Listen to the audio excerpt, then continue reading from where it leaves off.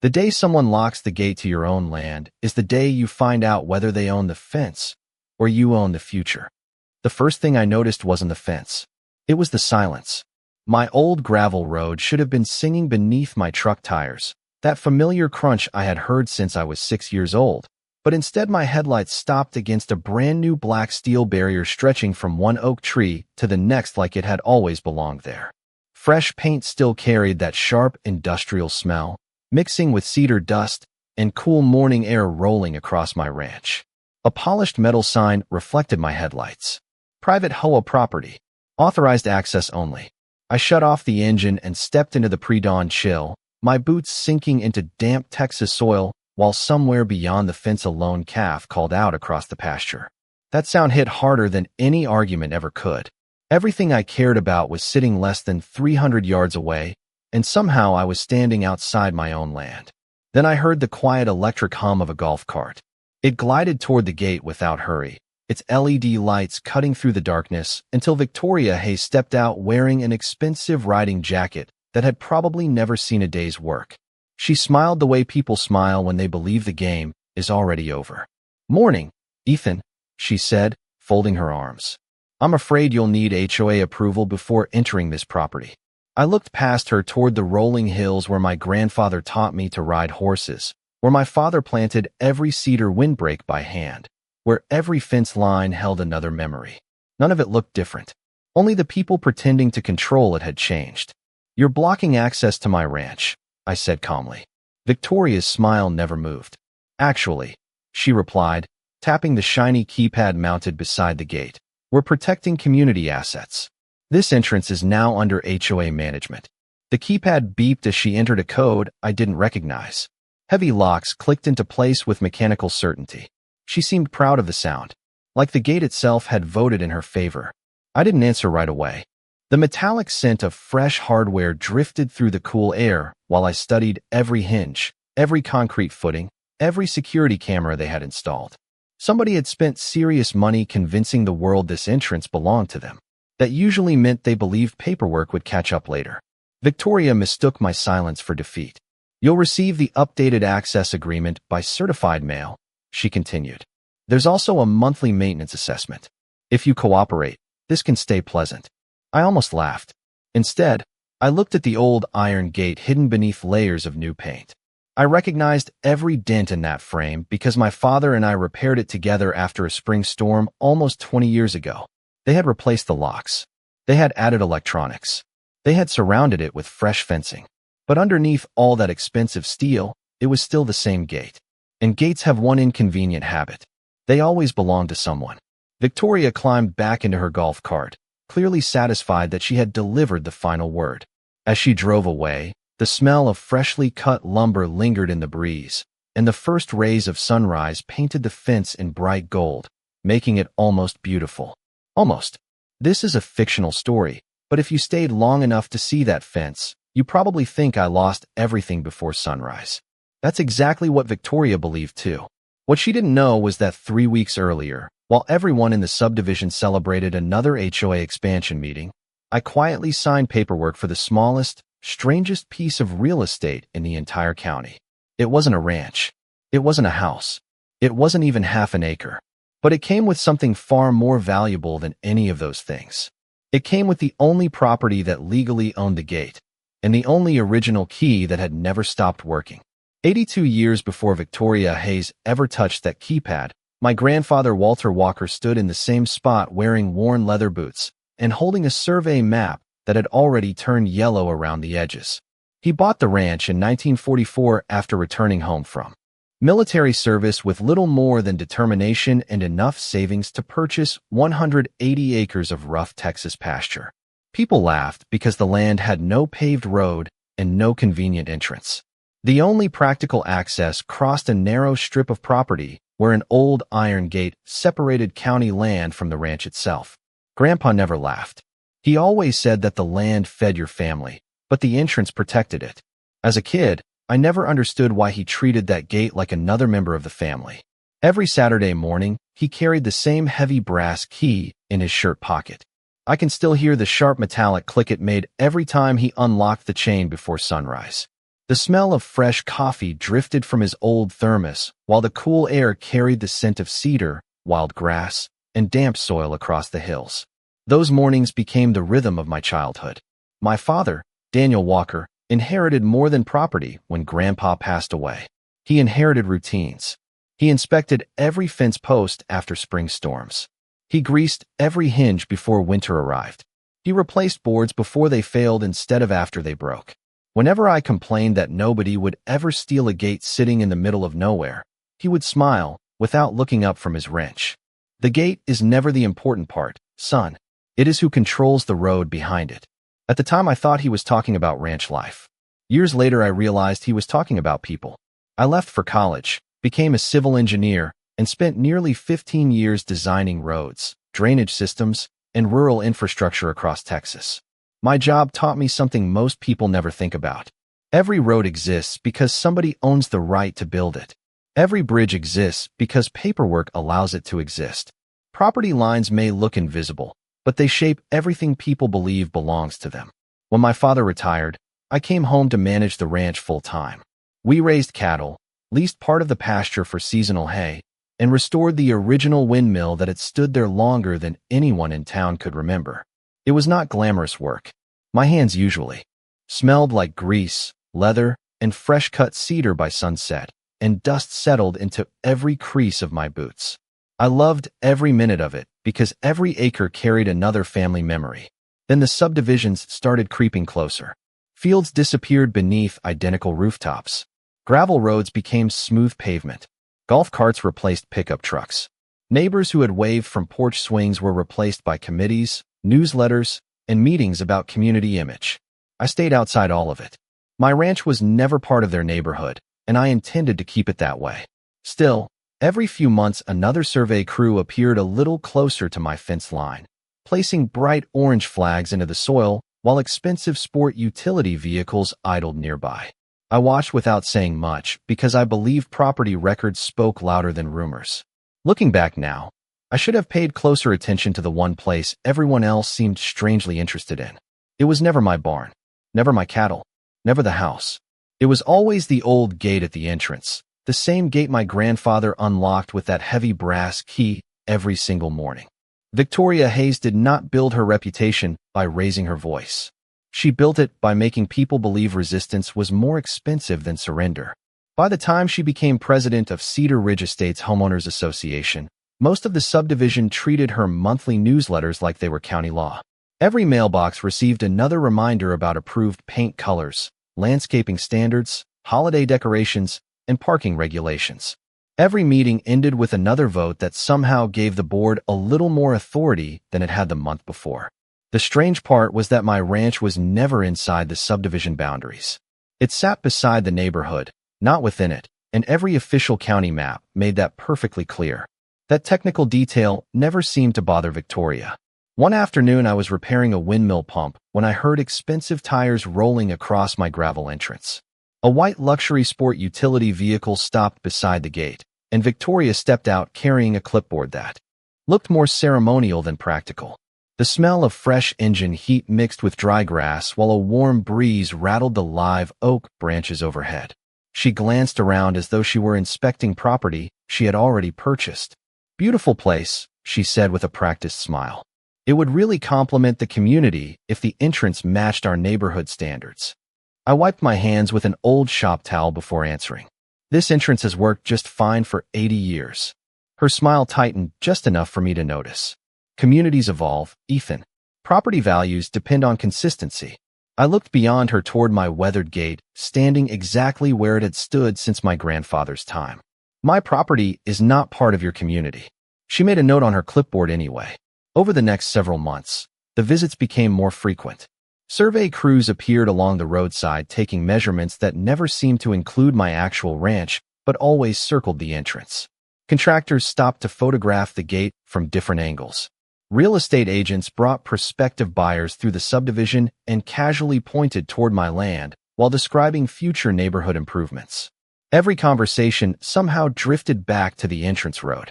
Then the letters started arriving. They were polite at first, inviting me to voluntary planning meetings about traffic flow and neighborhood beautification. I declined every invitation because none of those decisions involved my property. The next letters sounded less friendly. They suggested that shared access improvements would benefit everyone. After that came maps showing conceptual expansion plans with my entrance shaded in the same color as HOA common areas. I studied every page at my kitchen table while the smell of fresh coffee filled the room, and each document raised more questions than answers. There was never a signature from the county, never an approved survey, only polished presentations designed to look official. My attorney glanced through them and shrugged. These are proposals, not legal documents. That should have reassured me, but something about Victoria's confidence kept bothering me. She acted like someone who had already solved a problem nobody else knew existed. One evening, my neighbor Bill Thompson, whose family had ranched nearby for decades, stopped by with a worried expression. He leaned against my porch rail and watched the sunset paint the pasture in deep orange light. "You know, they have been buying little pieces of land around the subdivision," he said quietly. "Utility strips, drainage easements, tiny parcels nobody pays attention to." I nodded without thinking much of it. Tiny parcels were common in rural developments. Still, as Bill drove away, I caught myself staring toward the old entrance again. The gate stood perfectly still against the fading sky, and for reasons I could not explain, I suddenly remembered my father's voice saying that the road behind the gate mattered far more than the gate itself. The next Monday morning started with the sound of diesel engines instead of birds. I looked out across the pasture and saw 3 contractor trucks lined up near the entrance while workers unloaded steel fence panels onto the roadside. The smell of fresh lumber, wet concrete, and hot hydraulic fluid drifted across the field as post drivers hammered against the ground with steady mechanical rhythm. Nobody had called me. Nobody had knocked on my door. They simply acted as though permission had already been granted. I drove down to the entrance and parked beside the crew. The foreman climbed out of his pickup carrying a folded set of construction drawings. He looked uncomfortable before I even asked the first question. "Morning," I said. "Who authorized this project?" He handed me the paperwork without hesitation. Across the top, in bold letters, were the words Cedar Ridge Estates Entrance Improvement Project. At the bottom sat Victoria Hayes' signature representing the Homeowners Association. There was no county approval stamp, no engineering permit, no easement agreement with my name anywhere on the pages. "This road leads to my ranch," I said. The foreman nodded. "I understand, sir. We were told everything had already been coordinated." Before I could answer, another familiar electric golf cart rolled toward us. Victoria stepped out wearing sunglasses and carrying the same clipboard she seemed to bring everywhere. "Perfect timing," she said cheerfully. "You can finally see the improvements for yourself." I folded the plans and handed them back to the foreman. Nobody coordinated anything with me. She barely reacted. The community approved a secure entrance. Residents have been asking for controlled access, decorative fencing, and upgraded landscaping for months. I glanced toward the workers already setting steel posts into fresh concrete. "Residents of your subdivision do not own my entrance." She looked directly at me with complete confidence. "They will benefit from it." Those 4 words stayed with me long after the conversation ended. Benefit from it. Not own it. Not purchase it. Simply benefit from it. As though that alone justified changing property that had belonged to my family for generations. Over the next several days, the transformation accelerated. Decorative stone columns appeared beside the old iron gate. Security cameras were mounted on freshly painted poles. Electronic access panels replaced the simple chain my grandfather had opened every morning with a brass key. Bright landscaping lights illuminated the entrance after sunset, making the entire area resemble the front of an upscale subdivision instead of a working ranch.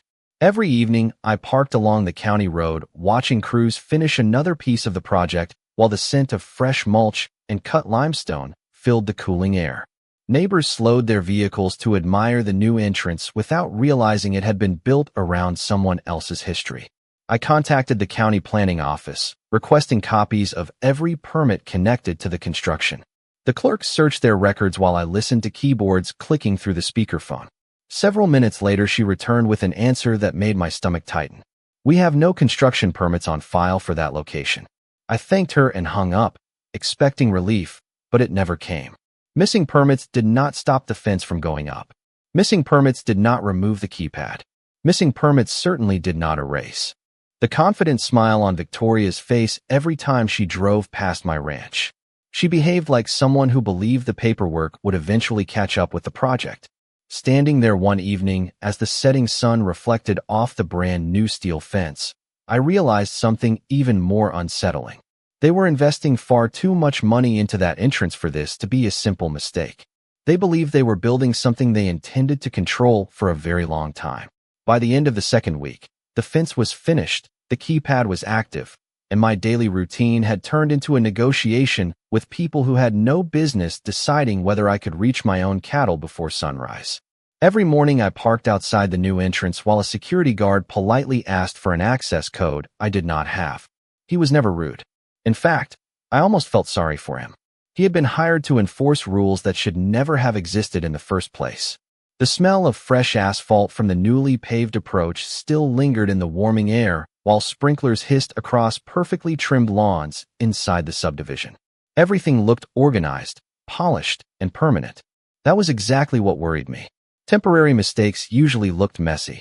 This looked carefully planned. I called my attorney again, expecting a quick solution, but the answer was more complicated than either of us wanted. Property disputes involving access roads could take months to untangle, especially if multiple parcels and historical easements were involved. Until a court or the county determined exactly who controlled every piece of land surrounding the entrance, nobody wanted to issue immediate enforcement. In other words, everyone agreed something seemed wrong, but nobody wanted to be the first person to force the issue. That kind of hesitation becomes expensive when your livelihood sits behind a locked gate. Hay deliveries had to be rerouted through a rough service trail that added nearly 7 miles each trip. Feed suppliers started charging extra because the alternate route took more time and damaged their trailers. One longtime customer canceled a weekend ranch tour after becoming confused by the construction and believing the property had changed ownership. Even my veterinarian shook his head after bouncing down the uneven back trail to reach one of my pastures. "You cannot keep using this road forever," he told me as dust settled across the hood of his truck. I already knew that. Every unnecessary mile cost money, time, and patience. Meanwhile, Victoria continued acting as though the situation had already been settled. Certified letters began arriving every few days, each one printed on heavy paper with the Homeowners Association logo across the top. One described updated access procedures. Another outlined proposed maintenance assessments for the entrance corridor. The most unbelievable letter included a draft agreement suggesting that I could request scheduled entry through the gate after completing registration with the association. I read that sentence 3 times before setting the paper on my kitchen table. The smell of black coffee filled the room while the old ceiling fan hummed overhead, and I could not decide whether to laugh or be offended. My family had crossed that entrance for more than 80 years, and now someone expected me to apply for permission. Friends kept offering advice. Some suggested cutting the fence. Others recommended ignoring the gate entirely and driving across neighboring fields. I rejected every idea. My father had always believed that once you abandon the law, you also abandon your strongest advantage. If Victoria wanted this to become an emotional fight, she was going to be disappointed. I intended to win with documents, not anger. Late one evening, after filing away another stack of letters, I opened the old metal cabinet that had belonged to my father. Inside were decades of surveys, tax records, receipts, hand-drawn maps, and faded property files tied together with worn cotton string. Dust floated through the beam of my workshop light, carrying the dry smell of old paper and cedar shelves. I was not looking for anything specific. I simply had the growing feeling that somewhere inside those forgotten records was the reason my grandfather had guarded that simple brass key so carefully. For all those years, the first clue was not hidden inside a legal file or buried in a courthouse basement. It was tucked into the back cover of my grandfather's old ranch ledger between faded feed receipts and handwritten rainfall records. As I carefully unfolded the brittle piece of paper, the dry scent of aging ink and dusty cardboard filled the workshop. It was a simple hand-drawn sketch of the entrance road with one sentence written across the bottom in my grandfather's neat block letters. "Never sell the gate parcel. It controls everything." I froze. Gate parcel. Not gate. Not ranch entrance. Parcel. I walked to the metal filing cabinet and pulled every survey my family had saved over the last 80 years. Sheets of yellowed paper slowly covered the workbench while my desk lamp cast long shadows across the faded property lines. Around midnight, I finally spotted something I had overlooked dozens of times before. The entrance itself was not technically part of the ranch. It sat on a narrow strip of land measuring less than half an acre that had always carried its own parcel number. The ranch connected behind it, but the gate occupied a completely separate legal description. Suddenly, my father's words echoed inside my head with perfect clarity. The road behind the gate mattered because someone first had to own the gate itself. Early the next morning, I drove to the county records office carrying copies of every survey I had found. The building smelled like polished floors, printer toner, and old paper, the familiar scent of public records that had been quietly protecting property rights for generations. A clerk named Susan patiently compared parcel numbers across several archived maps before turning her monitor toward me. This small parcel changed ownership multiple times over the last 20 years, she explained while scrolling through the records. Most buyers probably ignored it because it was too small to build anything useful. Then she stopped scrolling. 3 weeks before the new fence appeared, another deed had been recorded. She looked at me with a puzzled smile. "You already know this, right?" I smiled for the first time in days. I was hoping the records would still say that. The truth was that I had quietly purchased the forgotten parcel after noticing unusual interest from several real estate companies months earlier. At the time, it seemed like inexpensive insurance. The tract could not support a house, a barn, or even a proper parking area, but it included one detail that caught my attention immediately. The legal description specifically transferred ownership of the historic entrance gate, all permanent gate hardware, and the exclusive authority to control access through that structure. I had signed the closing documents without telling anyone except my attorney because I saw no reason to advertise something so insignificant. Apparently, everyone else had reached the opposite conclusion. Victoria had invested thousands of dollars surrounding a gate she never actually owned. She added steel fencing, cameras, electronic locks, decorative stone columns, and landscaping, yet every improvement surrounded the one piece of the entrance that legally belonged to someone else. I thanked Susan, folded the certified copies into my briefcase, and stepped outside into the warm Texas sunlight. The courthouse clock struck noon while a gentle breeze carried the smell of fresh-cut grass from the square across the street. For the first time since the fence appeared, I was not thinking about how to get through the gate. I was thinking about what would happen when everyone finally realized who had owned it all along. I did not rush back to the ranch with county records waving in the air. That would have been exactly what Victoria expected. Instead, I spent the next several days doing almost nothing that anyone could notice. My attorney filed certified copies of the updated ownership records with the county clerk and requested written confirmation from the tax assessor that the gate parcel had been properly transferred into my name weeks before the construction project began. We ordered fresh boundary surveys showing every legal corner marker surrounding the entrance. We photographed the original iron gate from every angle, documenting the hinges, the frame, and even the old manufacturer's plate that had survived. Decades of Texas weather beneath layers of fresh paint. The smell of machine oil filled my workshop as I cleaned the original brass key that had rested in my father's toolbox for years.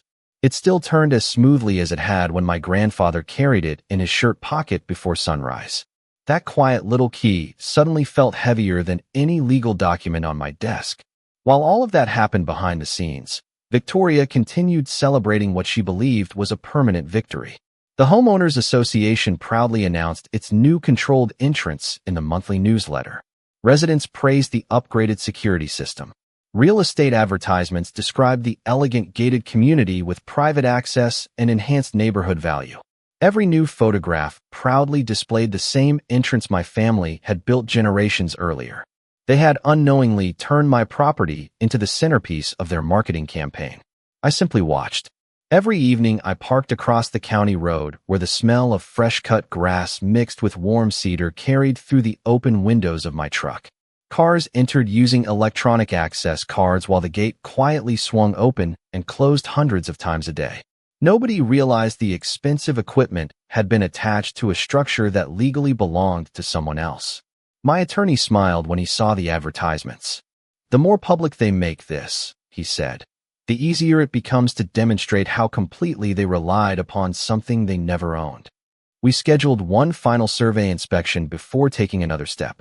The licensed surveyor spent nearly 4 hours locating every original monument described in the historical deeds. When he finished, he handed me a signed report confirming exactly what I already knew. Every steel fence panel, every decorative column, every security camera had been constructed around the historic gate parcel without transferring ownership of the gate itself. That distinction sounded almost ridiculous until you understood property law. A fence could surround a gate, but it could not magically transfer ownership of it. The following Friday afternoon, I mailed a certified notice, addressed directly to Victoria Hayes and every member of the Homeowners Association board. The letter remained polite from beginning to end. It demanded nothing dramatic. It simply informed them that they had installed electronic locking equipment and access controls onto a gate located upon privately owned property under my legal ownership. It requested that no further alterations be made until ownership questions could be resolved. I enclosed certified copies of the recorded deed, tax records, parcel maps, and survey certification. Then I waited. The mailbox flag clicked back into place with a soft metallic sound that echoed far louder in my mind than it did across the quiet road. I knew Victoria would dismiss the letter the same way she had dismissed every objection before it. That confidence was exactly why I had allowed every camera, every keypad, every polished stone column, and every inch of decorative fencing to remain untouched. She believed she had trapped me outside my ranch. She had never considered the possibility that her entire neighborhood had slowly locked itself behind a gate whose only lawful owner had been patiently holding the original key all along. The certified letter reached the Homeowners Association on a Tuesday morning. By Wednesday afternoon, my attorney received exactly the response we expected. Victoria dismissed every document as a misunderstanding and insisted the association had acted in good faith for the benefit of the community. She even suggested another meeting to discuss a shared access agreement, as though ownership itself had become a matter of negotiation. We politely declined. Instead, my attorney forwarded the complete record to the county planning office, the county surveyor, and the local property records administrator, requesting a formal review of the improvements surrounding the entrance. 3 days later, several county vehicles rolled quietly onto the roadside just after sunrise. The air smelled of fresh coffee drifting from travel mugs and damp grass sparkling beneath the morning light. Survey crews unpacked bright orange tripods while officials unfolded historical maps across the hood of a pickup truck. Nobody raised their voice. Nobody argued. They simply began measuring. Victoria arrived moments later in her golf cart, walking confidently toward the gathering with the same polished smile she had worn since the first day construction began. "I am sure this is all a simple clerical issue," she announced. The county surveyor smiled politely without looking up from his equipment.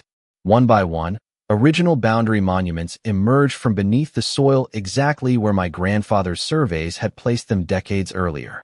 Every measurement confirmed the same conclusion. The historic gate sat entirely within the parcel recorded under my name. The decorative fencing connected to it, but ownership of the gate itself had never transferred. The electronic lock, keypad, cameras, and access hardware had all been installed onto privately owned property without authorization from the owner. Even more surprising, the security system controlling the entire entrance depended upon equipment physically mounted to that gate. Without legal permission to occupy it, the association had no clear authority to continue operating the installation as designed. The county officials calmly explained their findings while residents gathered along the sidewalks, whispering to one another as the realization slowly spread through the neighborhood. For weeks, they had proudly driven through an entrance promoted as the symbol of their exclusive community. Now they were watching public records demonstrate that the centerpiece of that entrance belonged to someone who had never joined their association. Victoria attempted to point toward the new fencing, the landscaping, and the substantial money the association had invested, but the property administrator gently reminded everyone that improvements could not replace ownership. A structure built around someone else's property did not become theirs simply because it looked permanent. My attorney handed over the certified deed, the historical surveys, the recorded transfer documents, and the tax records that had all been filed before the first fence post entered the ground. Every page matched perfectly.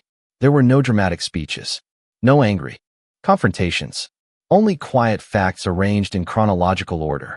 By late afternoon, the county issued formal notices requiring the association to suspend exclusive operation of the entrance until the ownership issues and unauthorized installations could be resolved according to property law. As officials packed away their surveying equipment, I reached into my jacket pocket and wrapped my fingers around the old brass key. The metal felt cool against my hand despite the warm Texas sun. I walked to the weathered iron gate beneath all the expensive new hardware and gently inserted the original key into the lock my grandfather had trusted for decades. It turned with the same clean metallic click I remembered from childhood, a simple sound that somehow carried farther than every promise, every newsletter, and every assumption that had been built around it. Over the following month, the entrance slowly changed again, not because anyone won an argument, but because the facts left very little room for imagination. The Homeowners Association reached an agreement with the county and began removing the electronic equipment that had been attached directly to my gate. The security cameras disappeared first. Then the keypad came down. Finally, the decorative panels that had covered the original ironwork were carefully lifted away, revealing the weathered steel my grandfather had installed decades earlier. I stood quietly beside the road one cool morning while the smell of damp cedar drifted across the pasture, watching sunlight fall across scratches and faded paint that no expensive renovation could erase. They looked exactly the way I remembered them from childhood. The county confirmed that the surrounding fencing could remain only after new boundary adjustments respected the recorded property lines and access rights. The association eventually negotiated a lawful access arrangement instead of pretending one already existed. It cost them time, legal fees, revised engineering plans, and more than a little embarrassment, but in the end they chose cooperation over assumptions. Victoria Hayes resigned as president before the next annual election. I never celebrated her departure because people are temporary. Decisions are what leave lasting marks. Several months later, I crossed paths with one of the newer board members during a county planning meeting. He admitted they had relied too heavily on presentations, consultants, and verbal assurances without fully examining the oldest property records. I appreciated his honesty. Owning land has taught me that pride hardens faster than concrete, but humility usually lasts longer. Business slowly returned to normal. Hay deliveries rolled through the entrance without detours. Ranch tours resumed on quiet weekends. My veterinarian no longer had to bounce across rough back trails just to reach the cattle. Every morning, I unlocked the gate using the same brass key, hearing that familiar metallic click echo through cool Texas air while meadowlarks greeted another sunrise across the fields. That simple sound never felt ordinary again. It reminded me that the smallest details often carry the greatest weight. Less than half an acre had protected 180 acres because somebody generations earlier understood that ownership is measured by legal boundaries, not appearances. My grandfather never explained every lesson directly. Sometimes he simply handed me a key and expected life to finish the story. Looking back, I realize he was never teaching me how to open a gate. He was teaching me how to protect what mattered before someone else decided it belonged to them. This is a fictional story, but the lesson feels timeless. Fences can be built in a week. Stone columns can rise in a month. Electronic locks can be installed in a single afternoon. None of those things create ownership. They only create the appearance of control. Real ownership lives quietly inside old surveys, recorded deeds, patient preparation, and the people willing to read one more page before making one more assumption. Every time I slide that worn brass key into the lock, I remember the sentence my grandfather scribbled on the back of that faded map so many years ago. Never sell the gate parcel. It controls everything. He was right, although not for the reason I believed as a child. The gate was never valuable because it blocked the road. It was valuable because it reminded everyone that justice does not need to shout across a fence. Sometimes it simply waits, turns the right key at the right moment, and lets the truth open the gate all by itself.